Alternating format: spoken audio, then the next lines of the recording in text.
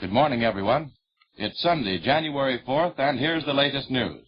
NBC reporters in London and Washington are standing by, and later we hope to contact our staff correspondent in the Dutch East Indies.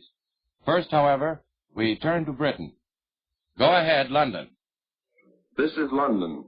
John McVane speaking. London today heard from Singapore that the British forces in northern Perak have fallen back again. The Japanese kept up their pressure during the night and followed the British closely. The British say they inflicted heavy casualties on the enemy. The Japanese yesterday made a landing at Weston in British North Borneo.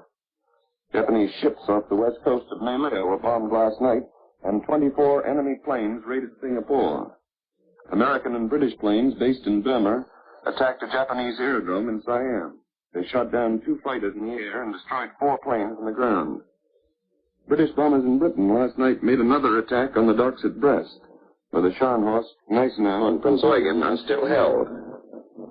Mr. Eden is expected to follow his radio talk today with an account to Parliament of what he saw and did in Russia. It isn't known how detailed an explanation he can give, because the Germans are probably even more eager than the British public to hear what Stalin and the British government decided. But members of Parliament will want to hear as much as possible about Russia's part in the Allied plans. The contacts between British and Russian fighting men and the visit of Russian trade union leaders to Britain are, like Mr. Eden's trip, evidence that relations between the two countries have changed a lot since last June. Whenever officers and men of the British and Russian navies and air forces have got together, they've worked on the basis of easy understanding. And it seems likely that when the Russian trade unionists finish their tour of British factories, they'll have some new ideas about what the people of this island are really like. The Colonel Blimps of the Munich era, with their ideas that hardly extended beyond their own club doors, have been submerged, or at least eclipsed, by the realization that Britain must depend on allies for her very existence. Russia and America, too, have their Colonel Blimps, although they don't call them that. And things like the 26-Power Declaration and the announcement of unified command in the Pacific are significant proof that their views don't matter so much anymore. But General Brownrigg, writing in the Sunday Dispatch today, points out that some of the old-fashioned Colonel Blimps still exist in Britain. He says he was surprised to meet some members of a London service club who criticized the British commando raid on Rommel's headquarters in Libya. The general said there was a shade of doubt as to whether this type of thing was quite according to the accepted rules of war. General Brownrigg says what has been done at Rommel's headquarters can be repeated elsewhere. The man at the helm of Germany may even feel that his own headquarters are not so safe as before. He may begin to wish that he hadn't started the game of playing rough. The British have been taught time after time the lesson that in any area of war, the side that has control of the air will win the battle. From France through the Battle of Britain and right down to Libya, the point has been proved and proved again. Fighting in Greece and Crete proved that when air control is opposed to sea control, air control will win. Some experts, like General de Gaulle, believe that the real success of an invasion across water lies in the air and not the sea. That's why recent invasion exercises to test the defenses of British aerodromes are worrying the press and public here. The exercises are said to have proved what a lot of people suspected, that aerodromes in Britain aren't heavily enough defended to hold out against an intensive attack. The protection of aerodromes has been a joint affair conducted by both the Army and the Air Force.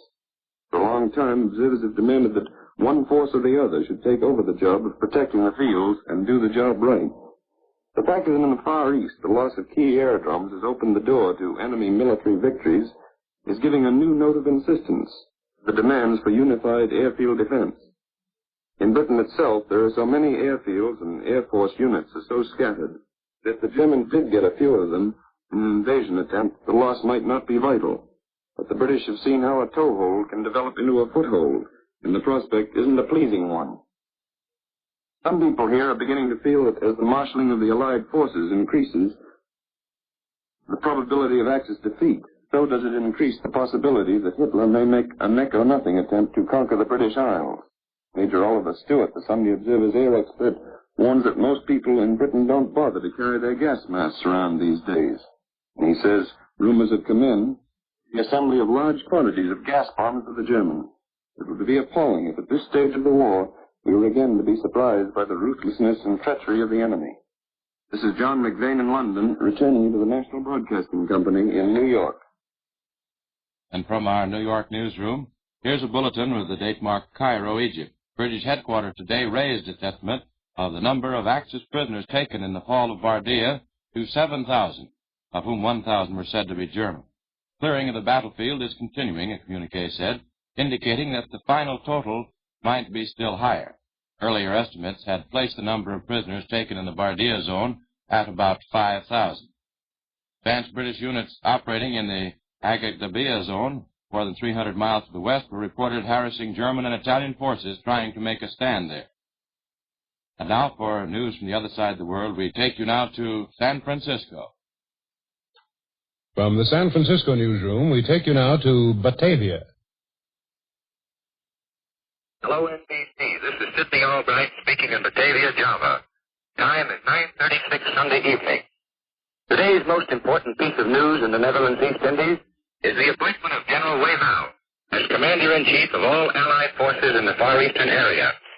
General Wavell is known here and is highly respected as a military leader, entirely capable of assuming command of the Allied operations. Like General Wavell, Admiral Thomas C. Hart, Commander-in-Chief of the United States Asiatic Fleet, is also well known to the people of this country. Only a short time before the Japanese launched their attack on the Philippines, the Royal Netherlands Navy, CNC, visited Admiral Hart in Manila. The head of the Indies Army, General H. Terporton, was conferring in Manila with General MacArthur and Admiral Hart when his predecessor, General Berensgart, was killed in a plane crash in Batavia. At that time, Terporton was Chief of Staff. It will be recalled that the Dutch are, to a great extent, responsible for the continued efforts towards the formation of a solid ABCD bloc, which they had advocated long before the trend of events in the Pacific reached the showdown stage. Consequently, it is easy to understand the enthusiasm in local quarters for what is actually the fulfillment of their own hopes. It is pointed out that in this case, the democracies did not wait too long to act, which is a favorable indication that future emergencies will be handled with the same promptness, a matter of utmost importance in this war, where so much hinges on the single word term. Further details of the new Allied command apparently are unknown here, or else are being kept a closely guarded secret. In any event, there is a great deal of speculation as to the location of the headquarters. Some say it is likely that General Wavell will select Malaya, whereas others are of the opinion that Java is the logical place, because it occupies the key position in this section of the theater of war. Nevertheless, there is wholehearted approval here for the plan. In fact, for any plan which brings the Allied nations closer together. Local observers are wondering where the Dutch commanders-in-chief will fit into the picture. Although General Terporton has only been in command a short time, he has already demonstrated his ability as a master strategist, in addition to the fact that he was Chief of Staff under General Berensgart from the very beginning of the Indies defense preparations.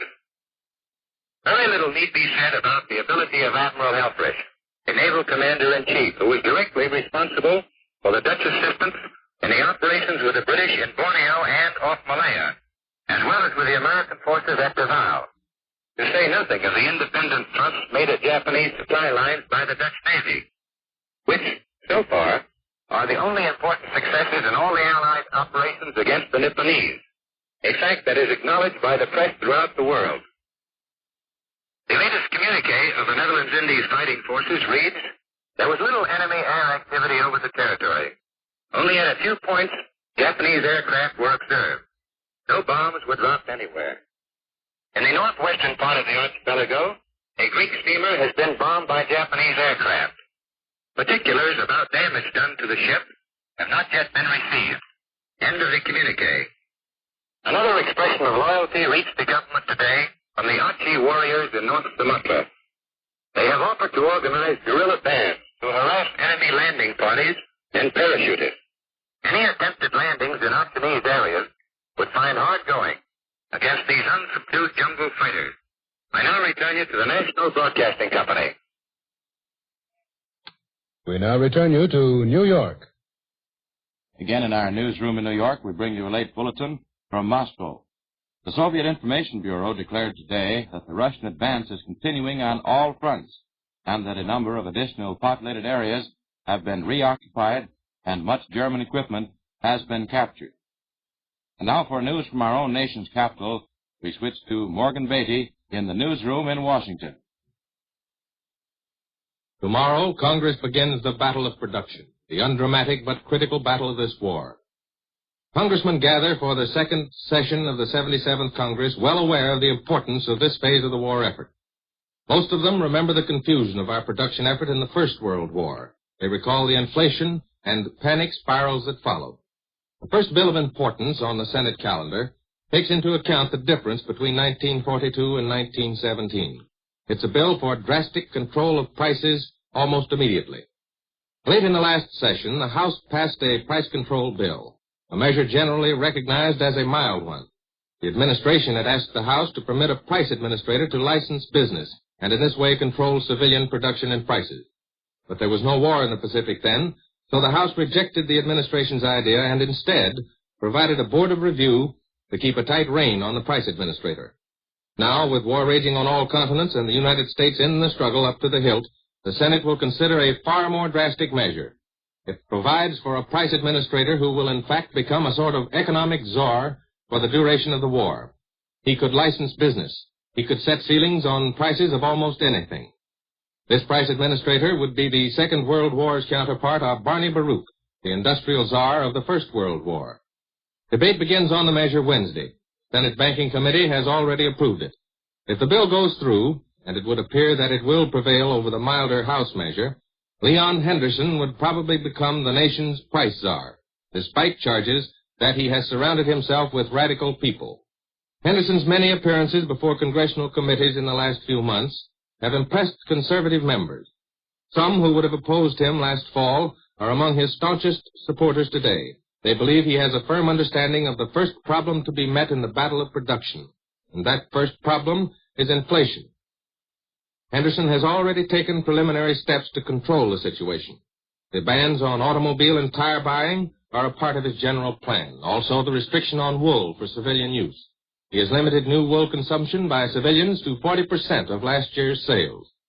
This order is intended to give the woolen industry the go-ahead signal to manufacture 20 million uniforms and at the same time to prevent the escape of wool required for those uniforms into civilian channels.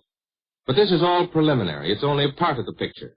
The Department of Justice is analyzing war contracts. The purpose seems to be to prevent a flock of war millionaires from springing up before production controls are completed. Congress is expected to receive a $50 billion budget from the White House on Tuesday. The next point to decide will be how much of this we should pay now and how much war we should fight on credit. The President will probably call for more taxes, perhaps for payment of about 1/4 of the cost of the war as we go. The purpose behind this higher tax percentage would also be anti-inflationary. The more money Congress takes away from us in the form of taxes, the less we'll have to spend on our own needs. And the less we spend, the less likely we are to bring on the confusion of inflation. The Battle of the Philippines continues unabated.